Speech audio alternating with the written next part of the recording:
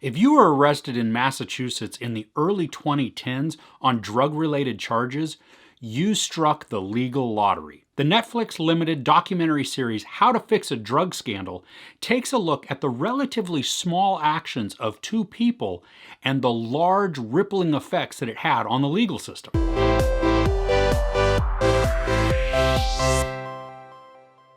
Massachusetts has two main drug labs that they use when examining evidence in drug-related cases.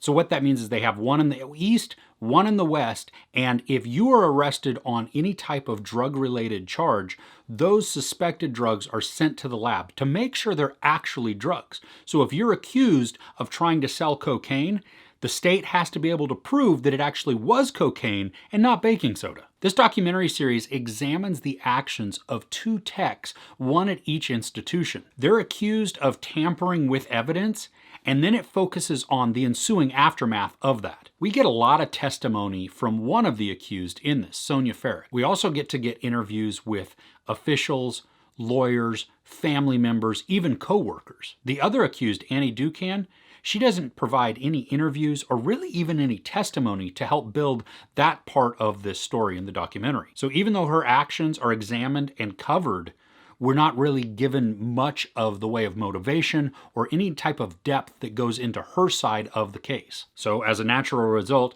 the documentary focuses most of its time on the evidence and the testimony from Farrick. The documentary uses a reenactment of the court testimony of Farrick. So we have an actress playing Farrick when we see her in the courtroom, but all of it is verbatim from the court records. We also have video interview, tape interview, and then the interviews with her family and coworkers. I think that's huge because it really gives us a better insight into what's going on. Now, what becomes really interesting is the different types of tampering that actually takes place. But regardless of their motives or the actions, the ensuing tidal wave that affects the legal system is massive.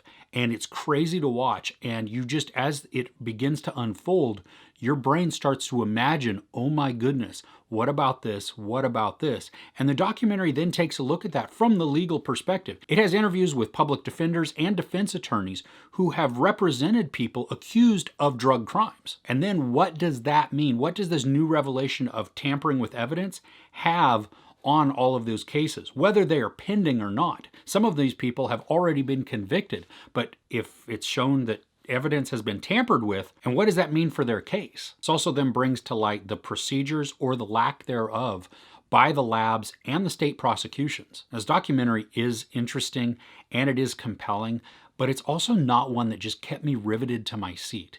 I mean, 2.5 episodes are really focused on Farrick. Then the last 1.5 are kind of focused on the justice system itself, with a little sprinkling of Ducan in there. I think that it could have been condensed. Probably we could have gotten away with 3 episodes because it seemed like there was just a lot of information. And it's interesting, don't get me wrong, but it almost became unnecessary. Like we see that, yes, this person did this, they're accused of this, whatever. This person is accused of this. And okay, so now we focus on all of the ramifications.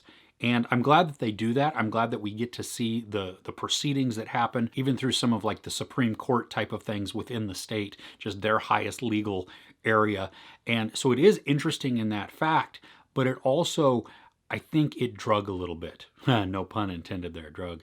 But the pace of it, because there was so much information that really I think could have been condensed, it ended up waning a little bit. My attention just kind of drug on, again, no pun intended, that it didn't grab me, hold tight, shake me, and keep me just glued to the screen. At times I felt my mind beginning to just kind of drift off into another spot because, okay, yeah, I get it. This person is accused of this, and this is all the mounting evidence that you have, or this is all the testimony. But really, let's get down to why the title of the documentary is even there. How to Fix a Drug Scandal. Well, that's the crux of it, right? So we should be spending a lot of time on that. How do you actually fix what happened? From a legal perspective, the ramifications of the actions of Farrick and Ducan are terrifying.